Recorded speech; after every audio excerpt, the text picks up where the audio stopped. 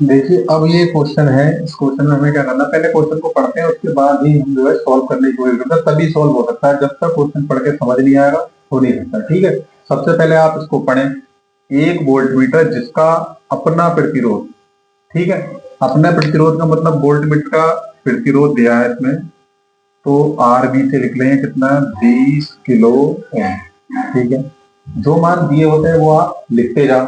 फिर उसके बाद एक बहुत बड़े प्रतिरोध आर से उसको श्रेणी क्रम में जोड़ा जाता है। जब इसे 110 वोल्ट की लाइन से में लगाया जाता है तो यह 5 क्या पड़ता है, 5 वोल्ट। इसका मतलब क्या है, तो इसका बी डी मान लो, तो ये कितना आ रहा है, 5 वोल्ट। अगर यहाँ से आई जी निकालना है तो आई जी बराबर क्या होगा, वी बटे आर बी। अब आई जी जो होगा वो इस वाले के लिए भी उतना ही होगा और इसके लिए भी इतना ही होगा। अब आई जी अगर हम निकालें यहाँ से तो ये होगा 5 बटी, देखो 20, और गुणा 10 की घात, किलो में है तो इसको ये कर सकते हैं हम, 20 गुणा 10 की घात 3 ओम। तो यहाँ पे भी क्या करेंगे, 20 गुणा 10 की घात 3। अब देखो इससे इसको कट कर लो 4 बार, तो 1/4 और गुणा 10 की घात कितने हुए, 3, इतने एम्पियर हो। ठीक, अब देखो यही करंट, जो करंट यहाँ पे वही करंट इसको इसके साथ जोड़ेंगे तो वोल्टेज इतना, इतने वोल्टेज से कनेक्ट करेंगे तब भी नहीं आएगा। ठीक है, 110 वोल्ट से। तो देखो, तो इसे लिखेंगे आर को श्रेणी क्रम में जोड़ने पर, तो ये होगा आई जी बराबर बी बटे 20 गुणा 10 की घात 3 और प्लस ये हो जाएगा आर। अब इसका मान लगा लो, तो ये हो गया 1/4 गुणा 10 की घात 3। अब बी का मान लगाने तो यहाँ पे कितना है, 110, और बटे इसका हो जाएगा आपका 20 गुणा 10 की घात 3 और प्लस आर, तिरछी गुणा कर दो तो ये हो जाएगा भाई 30 गुणा 10 की घात 3 प्लस आर, ये हो जाएगा 110 गुणा 4 गुणा 10 की घात 3, 20 गुणा 10 की घात 3 प्लस आर, इसमें कर लो 1144 गुणा 10 की घात 3। अब आर को इधर ले जाए तो ये उधर भेज दें, माइनस में हो जाएगा, तो आर का मान निकालेंगे तो ये हो जाएगा 440 गुणा 10 की घात 3 माइनस 20 गुणा 10 की घात 3। अब आर का अगर मान यहाँ से निकालेंगे तो देखो 10 की घात 3 कॉमन आ रहा है और यहाँ पे बचेगा 440, 440 माइनस 20, कितने बचे, आर बराबर यहाँ बचा 420 और गुणा 10 की घात 3, तो आर बराबर कितना होगा, अब यहाँ पे 420 किलो ओम ले सकते हैं, 420 किलो ओम, ये इसका आंसर हो जाएगा।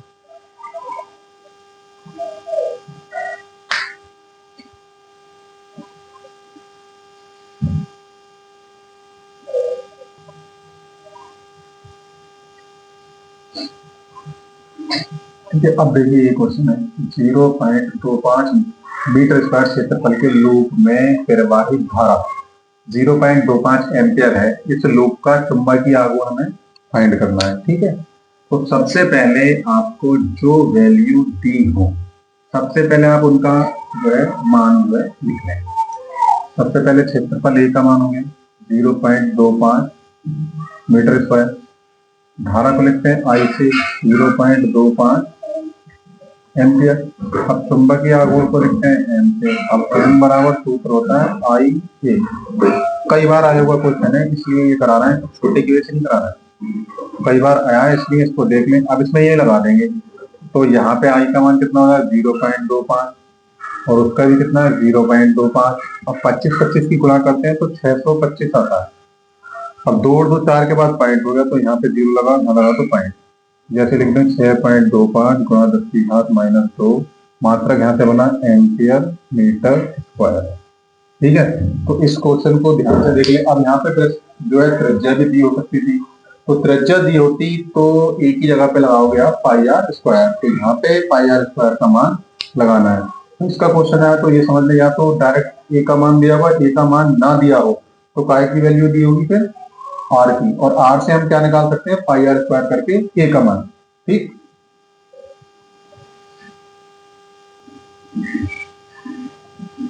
ठीक है। देखो अब इस क्वेश्चन को आप समझ लें। एक छोटे क्षण चुंबक का द्विध्रुवागुण 1.25 एम्पियर मीटर स्क्वायर है। इसकी अक्ष पर चुंबक के केंद्र से 0.5 मीटर दूरी पर चुंबकीय क्षेत्र की गणना हमें करनी है। तो पहले जो जो वैल्यू दी है वो वैल्यू हम लिख लें। तो इसमें देखो सबसे पहले हमें क्या करना है, मान लिखने हैं। तो सबसे पहले मान काय का दिया है, देखो एम का, बस जाओ को एम से लिखते हैं 1.25 एम्पियर मीटर स्क्वायर। फिर आर का मान दिया है 0.5 मीटर। हमें निकालना क्या, बी का मान। अब क्षण चुंबक से देखो इस तरीके से क्षण चुंबक हो गई। अब इससे हमें क्या करना है, अक्ष से, यानी अक्ष से हमें यहाँ लाके ऐसे निकालना है। इसका मध्य बिंदु हो गया, इससे यहाँ पे कोई बिंदु पी है। तो वैद्युत क्षेत्र की तीव्रता आपने पढ़ी होगी फर्स्ट चैप्टर में। तो बिल्कुल उसी की तरह यहाँ से फॉर्मूला निकल के आता है। तो यहाँ फॉर्मूला आएगा बी बराबर mu naught upon 4 pi into 2m बटे आर क्यू।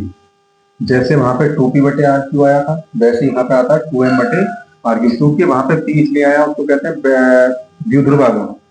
ठीक है, और इसे कहते हैं चुंबकीय द्विध्रुवागुण। तो दोनों में अंतर इतना ही, उससे वो होता है वैद्युत द्विध्रुवागुण और ये होता है चुंबकीय द्विध्रुवागुण।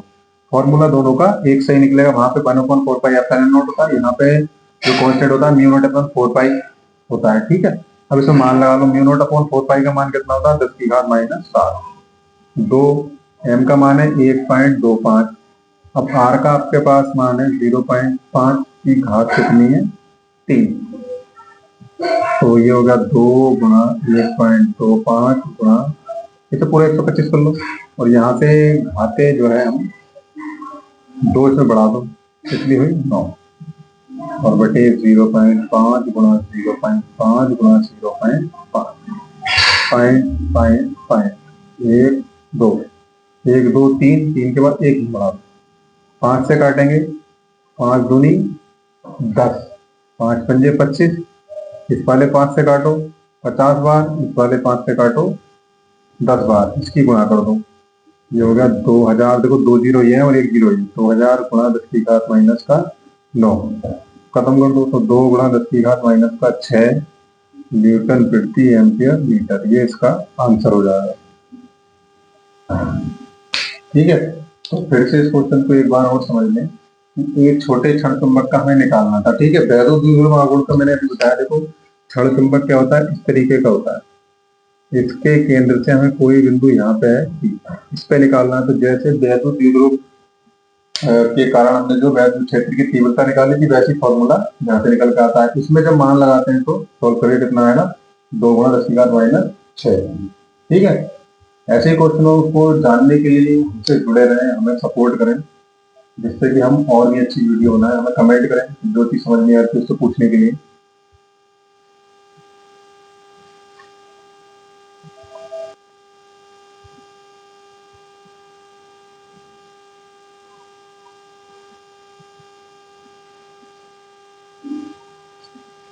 तो अब देखिए ये वाला क्वेश्चन है। इसमें पहले क्वेश्चन में मैंने भी बताया कि क्वेश्चन जब तक आप पढ़ोगे नहीं तब तक होने वाला है नहीं। ठीक है, तो हम पढ़े थे। तो रेल की दोनों पटरियां आपस में तथा पृथ्वी से पृथककृत है।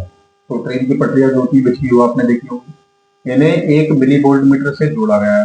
काय से जोड़ दिया, मिली वोल्ट मीटर से। जब इन पर एक ट्रेन 180 किलोमीटर प्रति घंटा की चाल से दौड़ती है, तो पहले इसकी क्या दी है, देखो चाल। ट्रेन की चाल है v बराबर 180 किलोमीटर प्रति घंटा। अब मीटर प्रति घंटा को हमें कायम बनाना पड़ेगा, किलोमीटर प्रति घंटा मीटर प्रति सेकंड में। तो 180 को गुणा करनी पड़ेगी 5/18 से।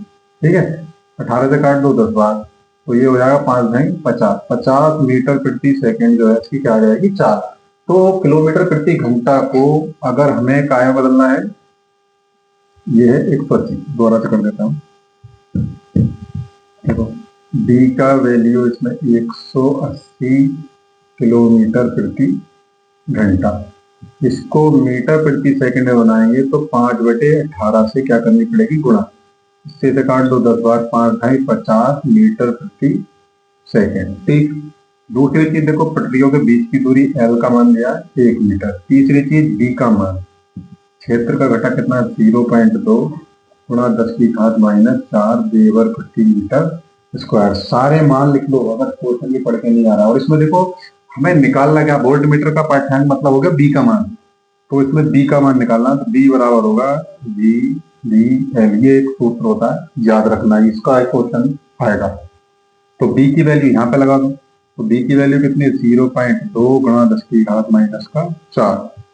बेग वाला B कितना है, 50, और L का कितना है 1। सबकी गुणा कर लें तो B बराबर कितना हुआ, देखो ये हो गया 50 दूनी 100